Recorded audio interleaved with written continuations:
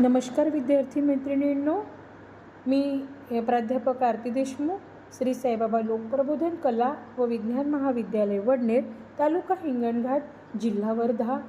आज आपण BA तृतीय सेमिस्टर ह्या अभ्यासक्रमातील स्वास्थ्य आणि आहार मेजर 2 ह्या गृहअर्थशास्त्र विषयातील पहिले प्रकरण समग्र स्वास्थ्याचा अर्थ, व्याख्या, फायदे आणि घटक ह्या प्रकरणातील आपण समग्र स्वास्थ्याचे घटक ह्याबद्दल माहिती मागील व्हिडिओमधून आपण घेतलेली आहे।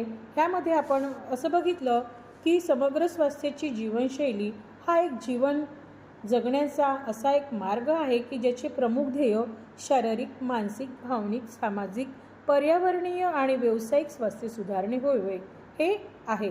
तर समग्र स्वास्थ्यात जीवनशैलीत सुधारणा करण्याचे प्रमुख मार्गसुद्धा आपण बघितले होते। ते 3 मार्ग मी तुम्हाला सांगितले। एक पहिला म्हणजे व्यायाम, दुसरा म्हणजे आहार, तिसरा म्हणजे जीवनशैली।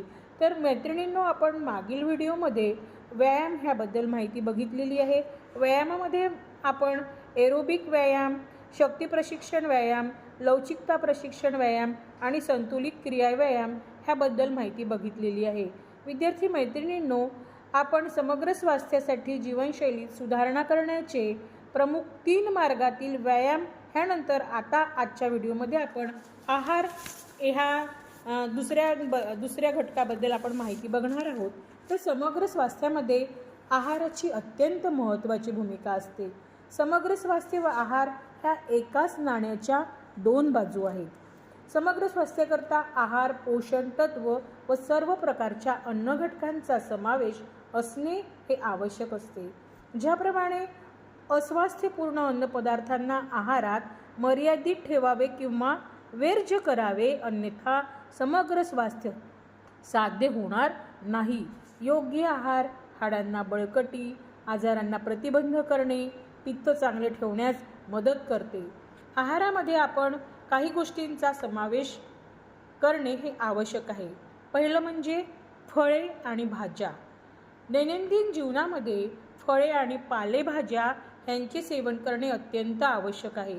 फळे आणि भाज्या हे जीवनसत्व, खनिजे, तंतुमय पदार्थ, वनस्पती प्रथिने आणि ऑक्सिकारके यांचे उत्तम असे स्तोत्र आहे।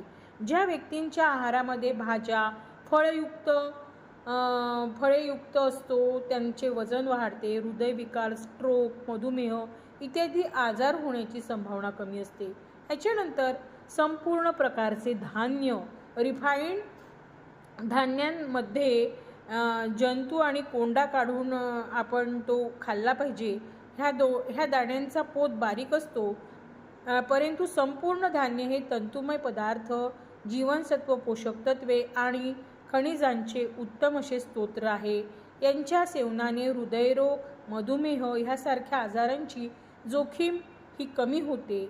संपूर्ण धान्य असलेले पदार्थ कोलेस्टेरॉलची पातळी, वजन आणि रक्तदाब नियंत्रित करण्यास आपल्याला मदत करतात। संपूर्ण धान्यांमध्ये barley, brown rice, millets, amaranth इत्यादींचा समावेश होतो। तर विद्यार्थी मैत्रिणींनो, ह्याचप्रमाणे लीन प्रोटीन, हेल्दी फॅट ह्यांचा सुद्धा आहारामध्ये समावेश करायला पाहिजे। विद्यार्थी मैत्रिणींनो, आहारामध्ये कडधान्य आणि डाळी ह्यांचा सुद्धा आपण समावेश करायला पाहिजे। कडधान्य आणि डाळींमध्ये प्रथिने, फायबर, जीवनसत्वे आणि खनिजे ही भरपूर प्रमाणामध्ये असतात। त्यामुळे कडधान्य आणि डाळी खाणे हे आरोग्यासाठी फायदेकारक असते। कडधान्य आणि डाळी खाल्ल्याने खूप प्रकारचे फायदे आपल्याला होत असतात। तर मैत्रिणींनो, त्याचप्रमाणे दूध आणि दुधाचे पदार्थ ह्यांचासुद्धा आहारामध्ये आपण समावेश करायला पाहिजे। तर विद्यार्थी मैत्रिणींनो, त्याचप्रमाणे आपण कठीण कवचाची फळे आहे, त्या फळांमधल्या बिया आहेत, ह्यांचेसुद्धा आपण सेवन करायला पाहिजे। तर विद्यार्थी मैत्रिणींनो, आपण आजच्या व्हिडिओमध्ये निरोगीपणा ह्यामधील व्यायाम ह्याबद्दल माहिती बघितली आहे। त्यानंतर आहार ह्याबद्दल आजच्या व्हिडिओमध्ये माहिती बघितली आणि पुढच्या व्हिडिओमध्ये आपण जीवनशैली ह्याबद्दल माहिती बघणार आहोत आणि आजच्या व्हिडिओमध्ये आपण इथेच थांबणार आहोत। धन्यवाद मैत्रिणींनो।